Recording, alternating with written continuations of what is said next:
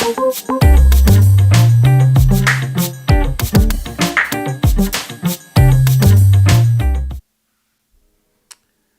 day, good day, good day, good day, my people. I trust that you're all well. I trust that there's nothing you are doing now that will take you or take your mind away from what's about to transpire. We bless God for the opportunity to do these monthly live Q&As. I welcome you if you're just coming here for the first time. I welcome you and your crew because I'm guessing you're with people. I welcome you all to this month's live Q&A. If you're new to the platform, please use the comments to introduce yourself and just put new in front and say you're new. You're just dropping by to grow. This is the Family Cyber Clinic, a platform that is dedicated to helping parents, guardians to skill up so that they can assist their young ones, on their internet journey. And that's a passion that I pray it's so clear for all to see. We'll do everything we can to make sure that our young ones are not exposed to filth or danger on the internet. Okay, and we'll do what we do each month. We'll touch on a key question that we've found relevant in the community, and then and that will take about 10 minutes or so. So do bear with us.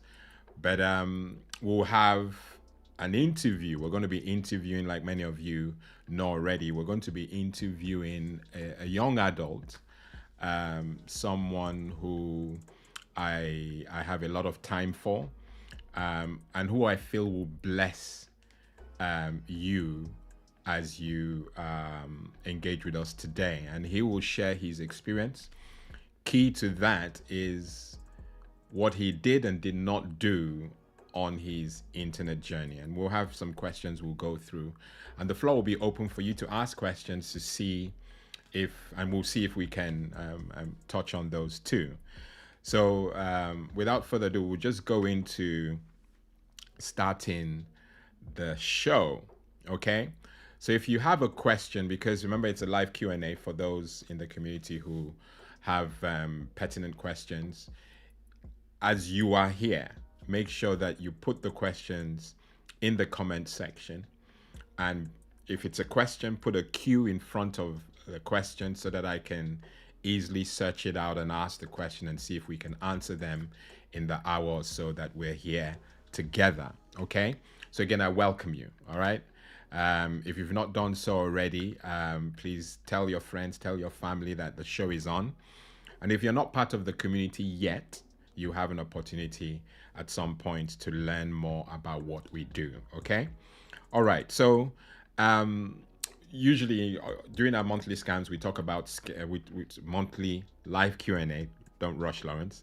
We talk about scams that are trending. We're not doing that today. As you can see on the screen, we're going to be concentrating on some password security recommendations specifically that Apple have put out there. And interestingly, it's been out there for those of you who are savvy enough on iOS versions as recent as iOS 14. And of course, with iOS 15 now released, it's even more robust. And I'm going to go through it and, generally get you to a place where you would use the help that they have provided, because it's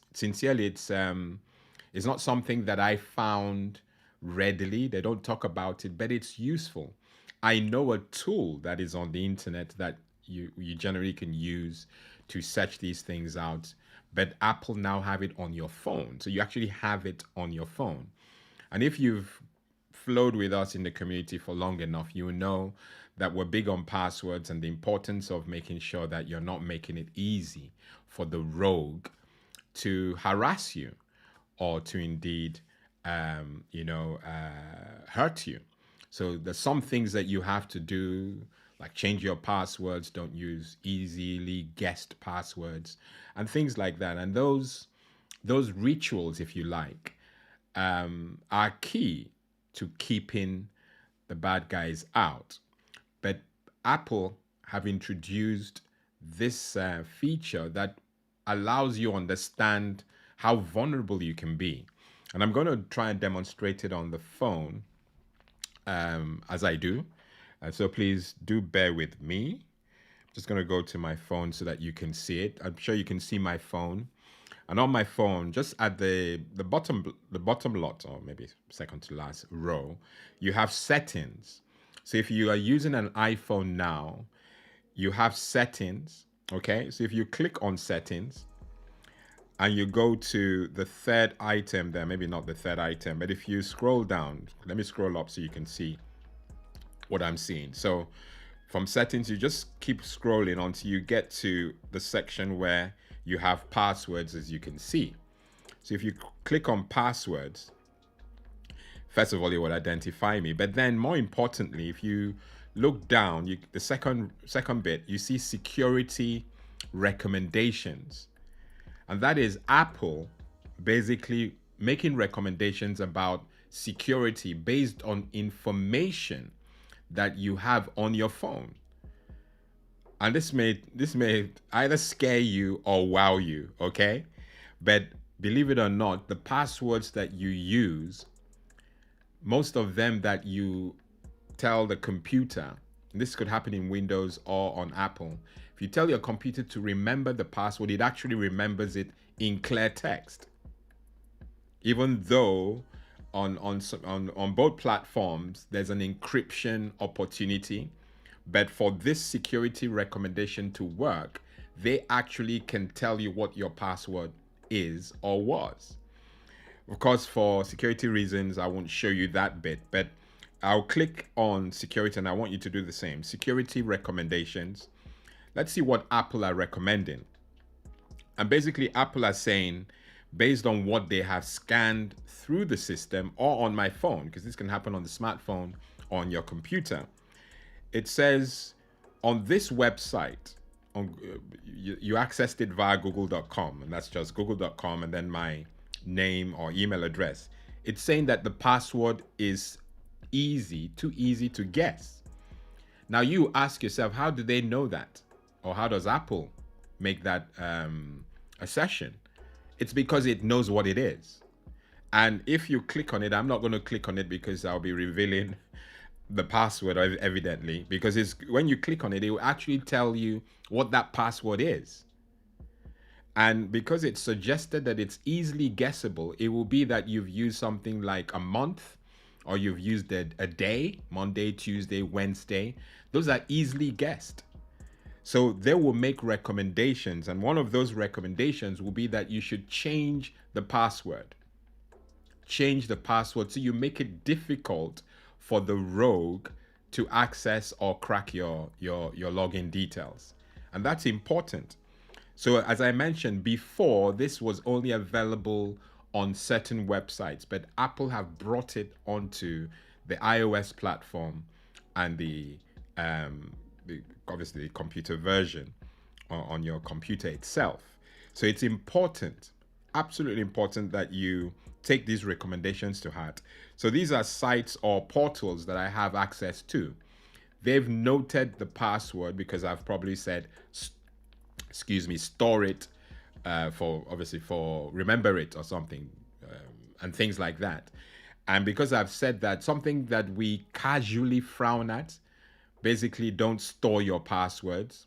But on this phone, I did store the passwords and I left them on so that I can demonstrate this to you. Beyond this show, I'm going to obviously make amends and clear that all out. Make sure that the passwords are strong. It's something we say. The passwords have to be strong. I repeat, they have to be strong and complex. The whole idea there is to make it difficult for the rogue to crack it. Okay? And then there's obviously the bit about, okay, there are too many passwords to remember. I know your struggles. Too many passwords to remember. So what do? There are password managers. that are, if at all, if you're paying anything, it will be a minimal fee.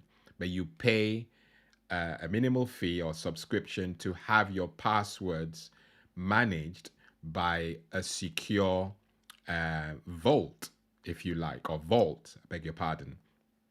And it makes life so easy. You only have to remember one password, and the rest, you just have the app do the business. And it's an online app. There's so many. There are videos on the portal, so please go to the portal. By portal, I mean go to the Family Cyber Clinic YouTube channel that you're on and browse through. You'll see a playlist there. If you don't, you see enough videos there that talk about password managers. And of course, use that information to your heart's content. So it's important that you take note of how to manage passwords, how to manage encryption and things like that. If this, so far, if what we're doing now is of value to you, please hit the like button. Make sure that I feel your presence and others. As you know, when you like, you engage and all that, YouTube will pass this content to all those who desire it. And of course, we also use this opportunity to welcome our Facebook family, because this is also being streamed live to Facebook. Hey, if you can hear me or see me, please make yourself known. So far, only one person is doing that. Don't be shy, okay? So I thought that at least that should address one of the questions or concerns that we received from the community in the month past. Password security is important. Create strong passwords, create complex passwords. Don't make it easy for the rogue to attack you and all those connected to you. If the passwords are too difficult to remember, invest in a password manager, okay? It will do you a lot of good, all right? And then use the free tool. You could say that this section of the video is mostly for the free tool or free feature that Apple have provided, okay? Use it. Again, if you're not into rewinding, I'll go back and show you how to get there, all right? So all you're doing is going to your settings. Like you can see, you click on settings, scroll all the way down till you go to passwords. Of course, it will identify you. Then second on that line, you have security recommendations. You click on it, and in there, you have a list of all the things that are vulnerable on your phone, okay? I hope that has been useful to you. I've gone over by 2 minutes. So, yes, we have you, we have your back. If there are any questions regarding this, please put it in the comments. Even if you're watching this on replay, please put it in the comments. I will make time to answer those concerns or questions, okay? Make sure there's a queue. That way I get to see it if we're engaging live today. Okay. All right. So that should do the bit that we, and I know many of you may have come particularly for the journey of our guest, the internet journey of our young adult. And so you may just benefit from that bit more than you did the earlier one. Let me just make sure that I'm not confusing you. We're now talking about something different. So please do bear with me. There you go. Okay, I've cleared the screen so that you're not distracted by what's up there. So yes, I welcome you again if you're just dropping in to the live Q&A this month. And I suspect months to come, we're going to try and invite young adults especially, because we find that the younger ones learn from the good things and at times the mistakes that their older counterparts have done. And so we want them to come and in a way testify about their journey. And they're going to be frank, they're going to be real. There's no orchestration other than prep work. They're going to speak their heart. And these are people who love God, and that's important for the channel. They love God, and they particularly love to impart that same love to their younger counterparts, and that's important. Okay, and so today it gives me immense pleasure to invite. We said we're not going to get to to I don't, the word has slipped my mind. Well, I love him to bits. That's all you need to know. I love him to bits. I love his journey. I love his story. I love his heart. And so it gives me so much pleasure to invite Zachary Nezianya, my nephew. I've said it. Zachary, you are welcome to the broadcast. Thank you so much for having me. Okay. I know that our viewers, our audience, the community members, have probably particularly logged in today for this section of the show. And so we hope that our engagements will give them enough juice and reward. So I truly appreciate you. I've watched you from the sidelines, and enough said. I'm saying nothing more. You are a joy. You are a joy. But I want others to have a feel and to hear your story. So we'll start with a little introduction so that people can know exactly what you're about. And I tried to do something earlier, and I hope that it will it will come up. But let's show them what we want. So, by way of introduction, I want you to let the community to know a little about your internet journey. Okay, so you can take it away. First of all, you're all welcome. I actually started, like most kids, on the internet playing games. I was always interested in how I can play on sites like miniclip.com and all those kind of game websites. So that was always what I was interested in. Whenever I'd see a computer in a shop, or when we'd be in holidays, I'd always look for tablets that I could play games on. That was always my interest. And like many young people, I managed to get my hands on my own phone, when I was at the age of 8, and started using it obviously to play games and that kind of thing. But as most people find out, you can only play games for so long, and then you start using it to do other things, whether it be music, whether it be browsing the internet, and other things such as that. Me and my parents quickly found out that there wasn't really a need for me to have a phone. There was nothing that I needed to use it for. I was always with my parents, so there was no need for me to have it by myself. And then from then I went on into secondary school, where we had our own laptops, and with having our own laptops gave us almost unlimited access to the internet 24 hours a day. And obviously you need things like the internet for research purposes. You need it to communicate with your teachers, with your classmates and that kind of thing.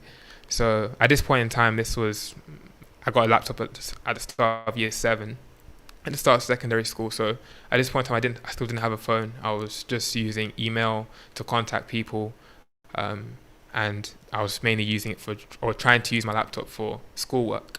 But again, with unlimited access comes unlimited ability.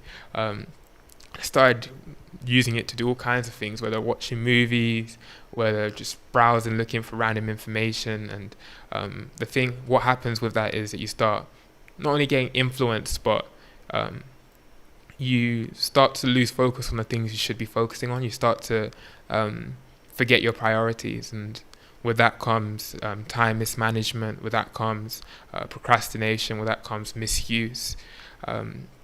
And then fast forward a few years, or several years, I eventually got my first phone at the age of 16. I got a phone again at the age of 16. And obviously my parents, having learned sort of the mistakes of last time, were very deliberate in terms of laying the ground rules and making sure that I was not spending too much time on the phone. My uncle actually sent me a message when I got the phone, saying, make sure you use the phone, don't let the phone use you. And that was something that always stuck with me. The throughout all of this time, from before I got a phone to when I got a phone, my parents were using things like parental controls. They tried the parental controls on the laptop. It didn't really work because the parental controls was preventing me from accessing a few school websites and that kind of thing. Again, on the phone, it had sort of a similar issue where certain apps wouldn't open that I needed to use, and it wasn't as reliable as we would have liked it to be. And then when I eventually turned 18, I'm currently 19 years old now.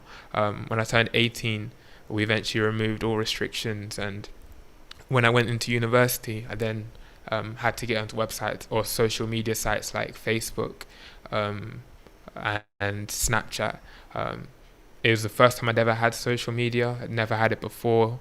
I'd used things like Skype before. I'd had WhatsApp since obviously I got the phone in order to contact my parents and people in church and friends in school. But in terms of being like online, that was the first time having Facebook and having Snapchat.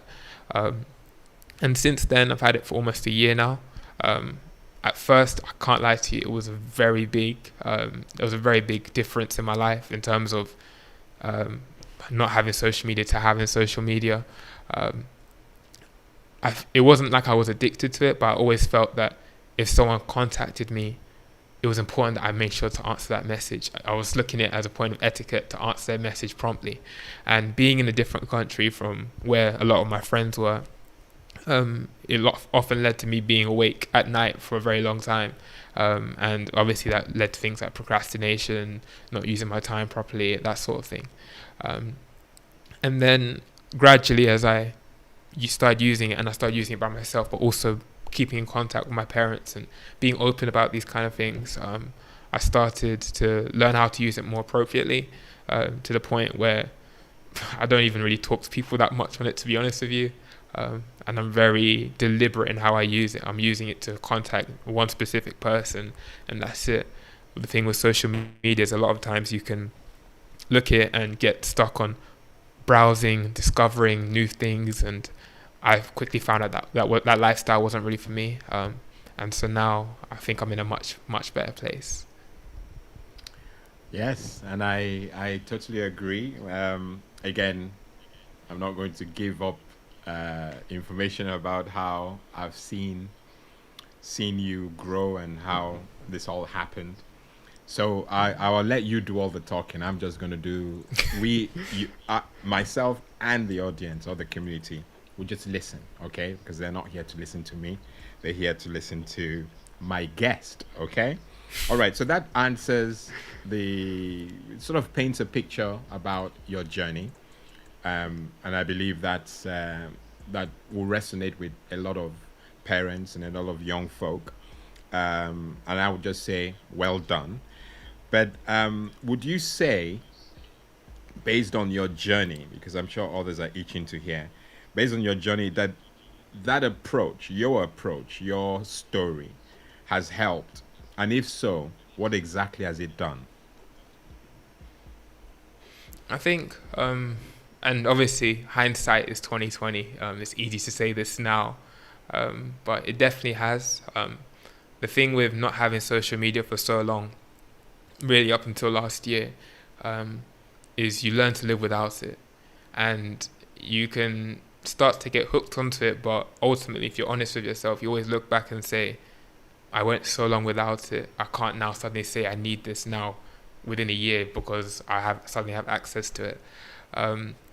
Especially, and obviously you don't like to compare because everyone has a different journey, everyone has a different story.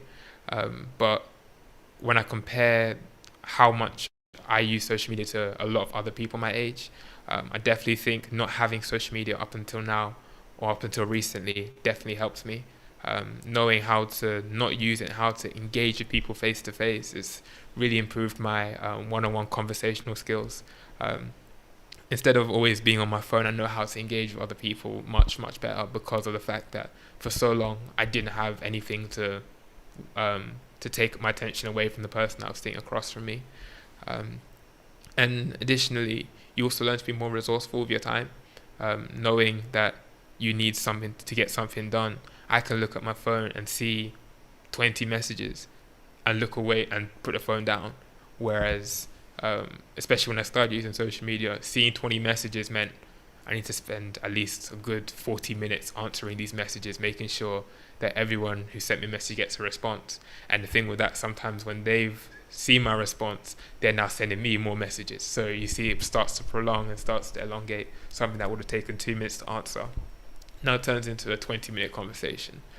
So yeah, it definitely did help not having social media up until recently. All right. That's again. Truth be told, I kind of knew the answer, but I wanted you to share. Okay, to share. So it's quite clear that it's not as easy, but I totally get you in that regard. Okay, so following that, um, kind of know now what exactly it's done. Would would you would you say it was hard? And again, if so, what were the exact challenges? If you've not shared them already, what were the exact challenges you had with the approach you took? Yeah, 100% it was hard.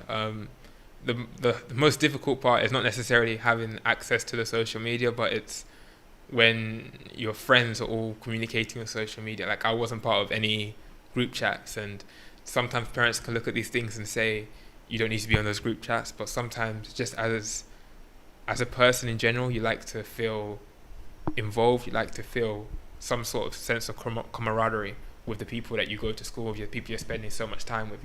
We spend a lot of time with our classmates in school, and so feeling a bit left out sometimes can um, almost damage your self-esteem a bit. There were times where, especially when I didn't have a phone, sometimes the teachers would ask people to bring out their phones to do a certain task, and I kid you not, in a room of 250 students, I was like the only person that didn't have a phone. Sometimes it's quite embarrassing, to be completely honest with you. It's one of those things where it really it really humbles you to say the least. But again, hindsight, uh, not having the phone probably saved me from a lot of things. Not being in those group chats probably saved me from being exposed to information that wouldn't really have benefited me. Um, there have been issues on social media during my time in secondary school. There were issues in social media where people were sending things, and if I had been on social media, I probably would have been roped into that. Not necessarily having done something, but by virtue of having maybe seen whatever was posted and not said anything at the time, and so not having it prevented me from ever getting into that kind of trouble. So definitely it was hard, but sometimes you have to go down that path in order to get to a better outcome. Oh wow. Couldn't have you couldn't have said that. That was beautiful. That was just a. We could pack up now and just say goodbye. It was nice of you joining. But honestly, the way you ended that, it's so important. We're so big again on this channel. We talk about age appropriateness. We talk about certification. We talk about timing. And I'm sure it will wow many of you in a room of 250 or so people. You're the only one without a phone. That is pressure. That is pressure. But with God's help, a lot of things that we feel is impossible can be done. Uh, Zachary doesn't have two heads. You want to say something, Zachary? Yeah, and sorry to bust in, like even Yeah. it wasn't just in that room of my peers. Sometimes I'm coming outside of school to come see my dad to pick me up from school, and I'm seeing year 7, year 6 primary school students with phones. So it's not just my peers that I'm talking about where I'm saying you could get embarrassed being amongst people your same age. I'm talking about people that were much, much younger, 5, 6 years younger than me, having phones, having social media. And they're coming up to me saying, "Oh, Zach, can I get your social media?" And I'm saying, "Oh, I don't have social media." And then up until recently, they're saying, "Oh, Zach, can I get your number?" And I'm having to say to a 8, 9 year old, "Yeah, I don't have a phone." Like, it is embarrassing, I can't lie to you. And it does hurt your self-esteem sometimes. It does. It does. And we praise God for how He's. This is not possible for those who are just joining. If you are getting any value from this, please click on that like button. Just do that, okay? But ultimately, if you're just coming, it is important to understand that when Zachary says it wasn't easy, it was only easy because the Holy Spirit empowered him. And at times you 100%. feel at times that you're in a box, and it's only because your parents are very strong. And no, I know people who would avoid those parental boundaries and do exactly what they want to do, live a different life outside, and inside they do and tick all the boxes that mom and dad have placed. So we praise God for the strength that he's infused in you to help you, do what you did and live to tell the story. We bless God. Okay, so you mentioned social media. I'm sure many of the parents and young folk will want to know what your favorite social media platform is now and why.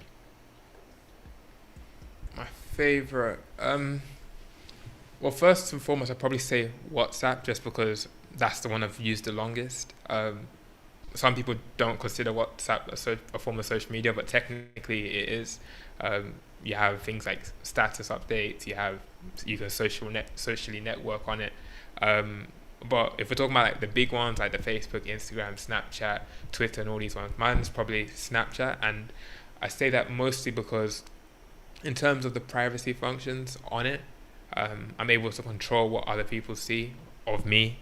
I'm able to my posts aren't like permanent. So if I post something on my story, for example, that's gone within 24 hours. And me personally, I'm a bit of a I think a lot in terms of when I do things and after I've done those things. And so having something like Instagram or Snapchat, where those posts, when you post them, even if you delete them, people can still have saved it, and it can still be on the, once you post something on the internet, more times than not, it can never be deleted. Whether you try to delete it or not, like, people will still have saved evidence of it. And especially in a world where we live in, where you have things like people bringing up old tweets from 10 years ago, or old Instagram posts of 15 years. Well, Instagram hasn't been around for 15 years, but you get what I mean. Sometimes those things can damage your future, and think being on a platform like Snapchat allows me just a bit more security in terms of, okay, even if you did post this out of mistake, it can only be seen for 24 hours, and that just gives me a bit more confidence personally. And then also messages are deleted quickly as well, so that kind of thing. But yeah, Snapchat is probably my favorite social media platform. Okay, so yeah, you've mentioned two things, at least one that I remember about the fact that Snapchat, um, deletes the information after a certain time period. I believe it's 24 hours, and that is a healthy way to look at things. But ultimately, um, we've shared it, and I think one of our Emo, who is part of the broadcast, has already mentioned that. Let me see if I can. She said that the internet never forgets, and that that couldn't be truer, if there's a word. We've shared on the platform. If you go to the portal, you find that I often say that the internet does not have a delete key, and anything that you put out there stays there for a certain amount of time. And it's the scary bit, which is something that we shouldn't forget, is you may get over the fact that the platforms are not storing your data, but there are many people who, when they watch your video, it gets downloaded onto their device. So they have a recording, an offline, I have to add that, an offline recording of whatever it is you've posted, which means that even if you delete the information, it's still on my phone. So we've got to be wary about putting private stuff, personal stuff out there in the public without thinking, okay? Anything that Yeah. you don't want to be in the public domain, you've got to make sure you think about it, okay? So I know Um, that there are others. Oh, sorry, Zachary, you go. Go. Yeah, and like regardless of the security features, obviously there's always an onus and responsibility on you as a user, to make sure what you post. or make sure that what you post is appropriate. And it's one of those things where people always say, think before you talk. That was always the motto that we used to be taught as children. Now it's think before you post. Obviously, still think before you talk as well. Yeah. But with things like Instagram and Facebook and Twitter, especially a lot of these sites that are accessible through URLs, so online platforms. Snapchat is really only accessible through an app. People can, even if your account is private, and I'm sure you've probably spoke about this on the platform before, there's still websites that can be used to hack these private pages. So I think I mentioned it earlier, but with Snapchat, I have a bit more control over who can see my profile. One, they need my username. Two, I have to accept them. But with online platforms like Instagram, even if I have a private account, there are ways. Obviously, the rogues work harder than the good guys, but there are ways in order to crack those private pages. Absolutely, and yes, for those who don't know what Zachary was referring to, if you go to the portal, the Family Cyber Clinic channel, the portal, where videos, there are more than 100 and so videos, you will get stuff that covers most of this. Okay, so Zachary, thank you for that. So other social media platforms, of course, we know there's Facebook, there's Twitter, there's Instagram, and all that. Ultimately, and I know that you alluded to this when you were saying that you have more control on Snapchat, ideally you can also achieve the same control on those other platforms like Instagram and Facebook. Again, look at the portal, you see how-to documentation or videos, tutorials, to tell you what you need to do the moment you join.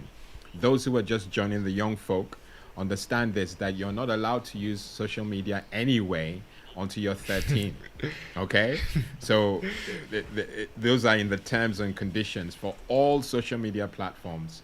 You have to be 13 or over to use it, and the implication there is that if you're using it before your time, you're exposed, you will be exposed to filthy content, inappropriate content.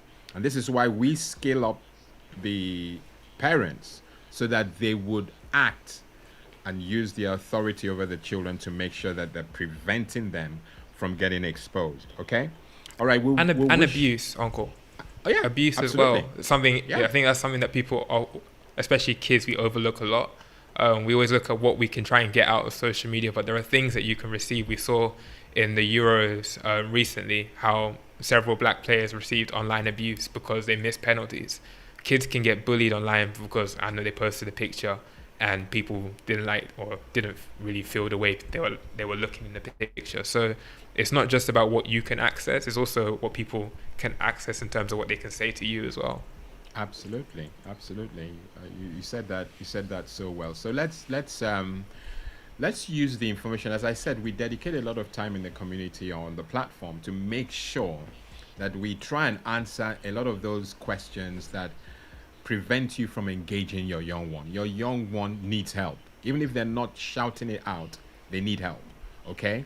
And that's where you step in. That's where you as a parent or a guardian step in to guide them. Okay? We'll go to the fourth question, question 4. Now, you said you're 19, so this is not an inappropriate question.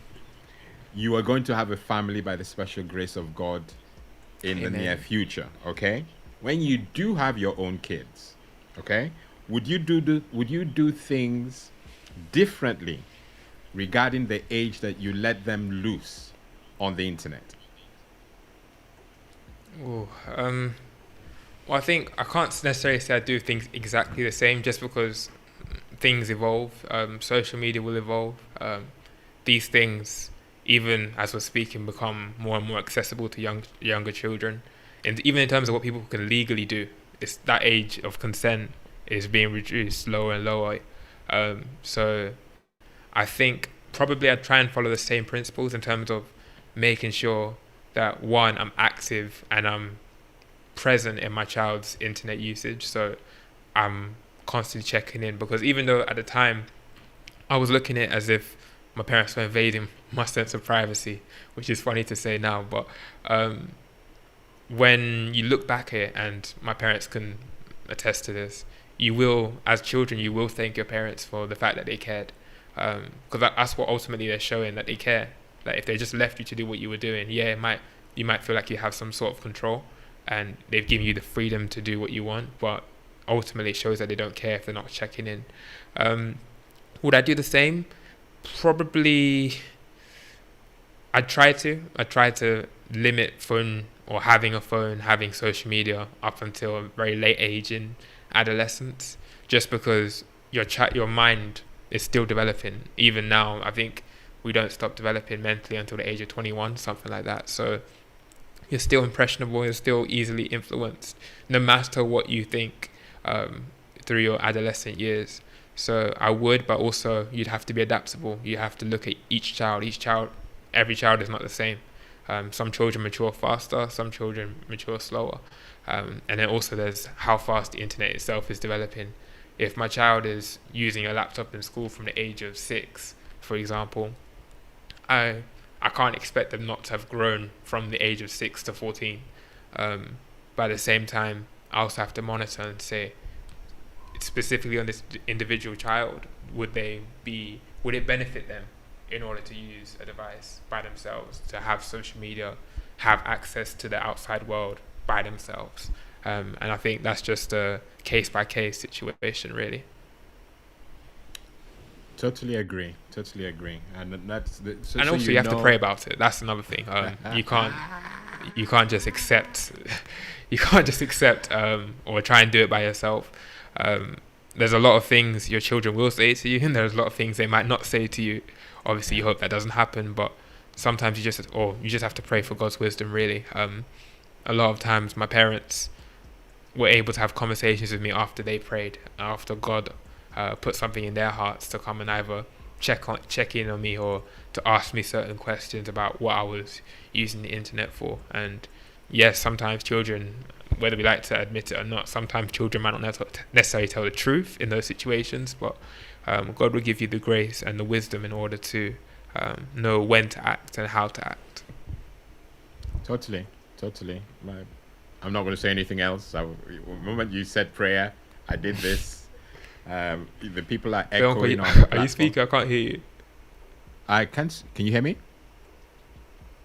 You should be able to hear me unless your AirPods have gone dead. I can hear you, so there's something Bear not. with us, everyone. Bear with us. Yeah, everyone can hear me. Can you hear me on the forum? Please let me know if you can hear me.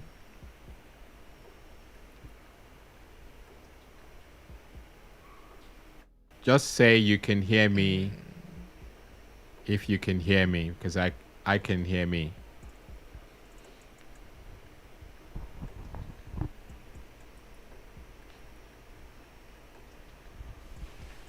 Yes, they can hear. Yeah, they can hear me. So you can hear me, but Zachary can't hear me. So Zachary needs to charge his AirPods. Can someone? Yeah, they can hear me. Oh, you can Should hear. I leave and then Oh, come back in? perhaps because they can. Yeah, yeah. So you leave and come back in because they can hear us both. Okay. Yes, I know you guys can hear me. Zachary has just had to drop off so that we can get him hearing himself because at the moment he can't, and that could be a bit off-putting. So I can understand. Um, but yeah, I hope that you are enjoying so far, enjoying this session. For those who are just joining, we've asked several questions, and Zachary has kindly answered them all. I'll just wait for him to come back so that we can continue this. But for those of you again who are just coming in, let's see. He's in the guest room. Let me see if I can add him. Zachary, can you hear me now? Let's see. Zachary, can you hear me? Yeah. Okay. You can hear me. Okay. All right, so he's back. Yeah, We okay. apologize for that little break in communication.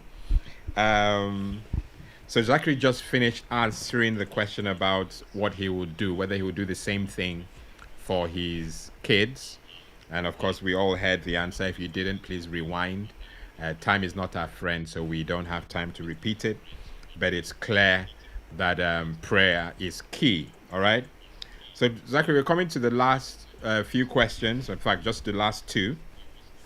Um, and this may get you into trouble. I hope you have a plan B. The question the question is about um, the parents from your upbringing and what you observe with other families. Would you say that parents are internet savvy? Remember, you need a plan B so you know where to sleep tonight. Um, no, but I think even my parents would say this as well. By nature of being, well, not just being our parents, but by nature of how fast the internet has evolved, technically speaking, you're not what we'd call, the term we use in IT is digital natives. So you're more considered a digital immigrant in the sense that, if we're being honest, obviously it's good to be tell the truth. A lot of parents of kids or people my age were using things like typewriters in school, and now we're using computers. Some of these computers are touchscreen, and so if we're just speaking factually, things have evolved a lot since then. Um, Yeah. Now that's not to say parents can't become technically savvy or what's the word, technology wizards. That's not to say they can't, but as with a lot of things, it becomes harder and harder to learn as you grow older, especially when something is rapidly changing all the time. Um, but I think also, rather than just being technically savvy for parents, it's more about being honest with your children. Um, like I was having a conversation recently where I was talking about how trust is the biggest thing when it comes to internet usage, especially with between parents and children. As much as a parent may want to try and control everything that a child sees, every website a child visits, how long a child is on the internet for, it gets to a point where the child ultimately has that control by themselves. You know? If you're able to be honest with your child, and the child's able to be honest with you, and you're able to have those open and often difficult conversations, I think that's sort of, I'd say, probably the most effective way in terms of still having that control and that awareness of what your child's using the internet for.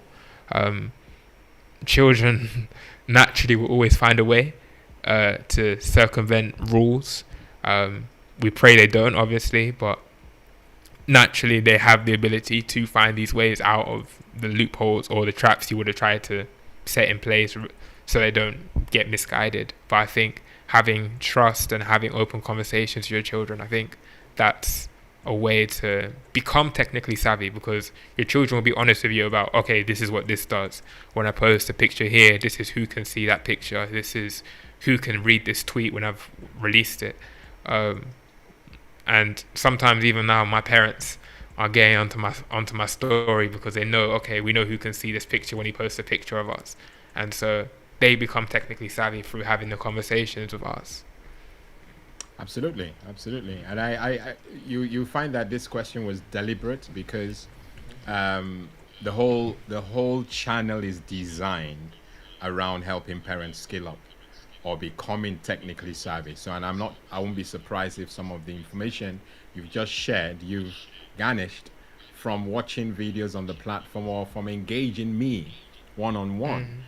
Ultimately, parents are culturally, almost at a standstill where they don't think they can open up themselves to new stuff. And Mm. so technology is something that they run away from. Technology is something that they really don't want to get too deep into. It's almost like Yeah. they draw a line where parental supervision starts and stops. It is all encompassing. The internet is another opportunity for parents to show that they care for their young ones. And that's why we help you. We're filling that gap to help you gain enough confidence to engage in those discussions with your young ones. The internet savvy young ones that you've given birth to can teach you a thing or two. And that would, yes, they can. And that would take us to the last question, which is, do you think that the young, you, can help parents or guardians to skill up? Yeah, I mean, obviously it requires parents accepting, Yeah. but I think also as children, our lives become easier, so to speak, when our parents, when we can communicate to our parents what exactly we're doing and how this has wider consequences, whether good or bad. Um, I know personally speaking, I've had conversations with my parents about WhatsApp status updates and how you could see when, I know, an auntie posts this or an uncle posts this, and you can control who sees those posts and that sort of thing. Watching the platform, I've had conversations with my parents, teaching them how to turn off read receipts.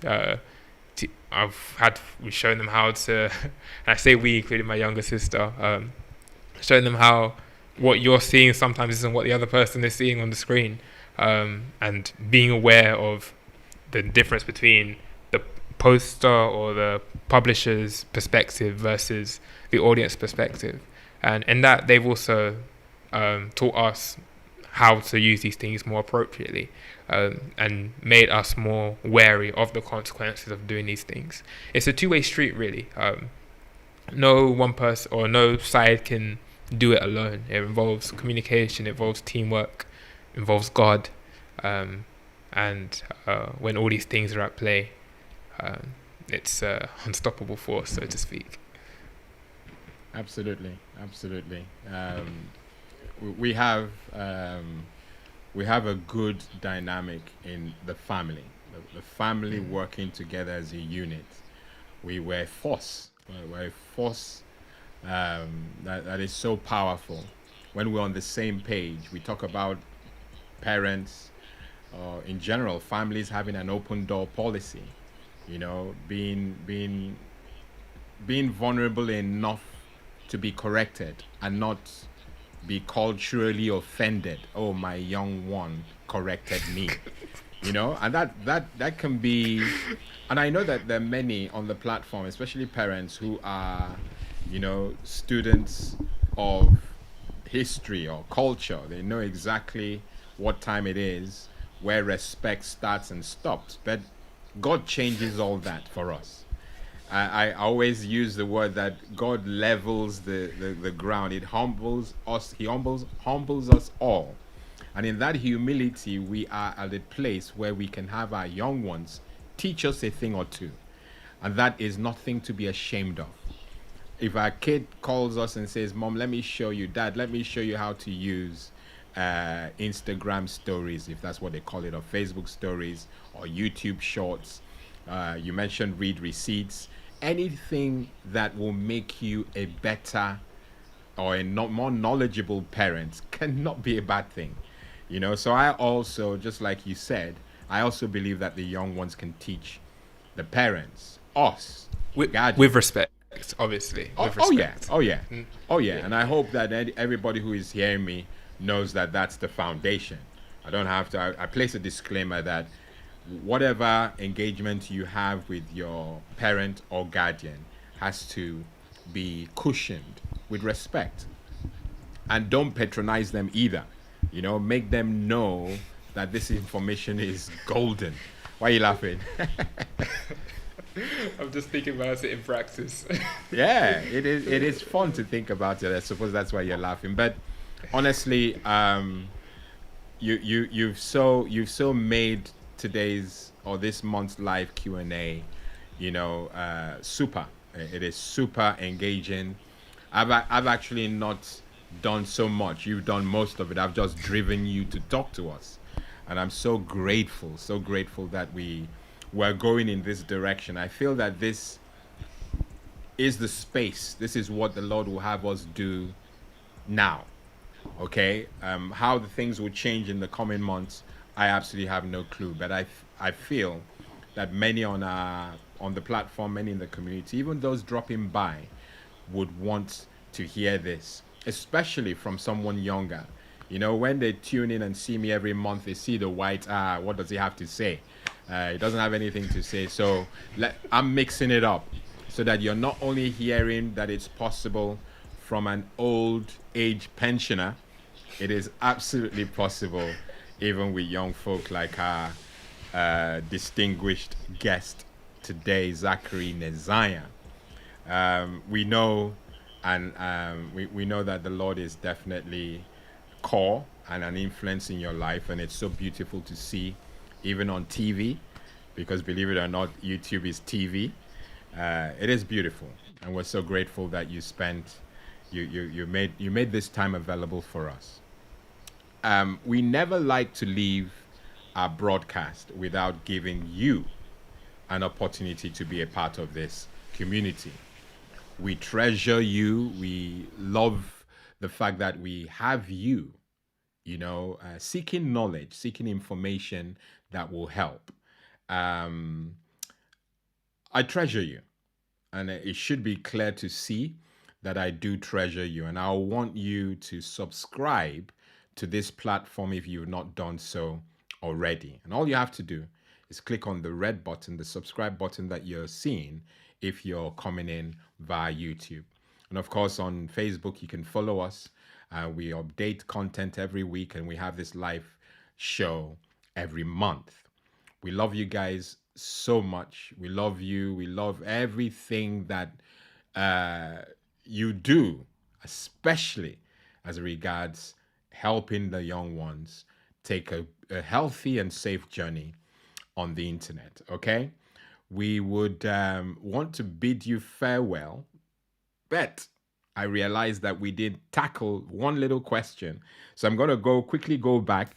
And so I know Zachary is still there. I'm just going to go back. I was just giving you an opportunity to subscribe, like, and share the content. But Kareem asked a very key question that I think will benefit the community. She asked whether basically the types of password managers that she can use or that we can use to manage our ever so increasing number of passwords.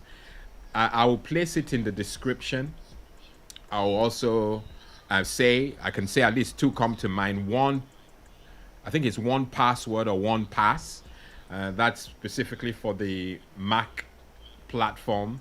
And then you have either FastPass or LastPass. Those are password managers that you will pay a token. And again, we have a video on the portal that will help explain this to you. But please, we would put that information in the description post broadcast so that you can benefit from this. Okay? We've been having fun, and I don't want it to end. But Zachary, do you have some famous last words before we close the broadcast? Love to everyone. May God bless you all. May God bless your homes and your families. And definitely support this platform. It's doing a great work. My household can attest to it. No, this is not paid promotion, nothing like that. This is just honest feedback. My family's definitely grown from watching this platform every week, every month. And definitely, I just pray that God will bless you, all your homes, really. Thank you so much. Thank you so much.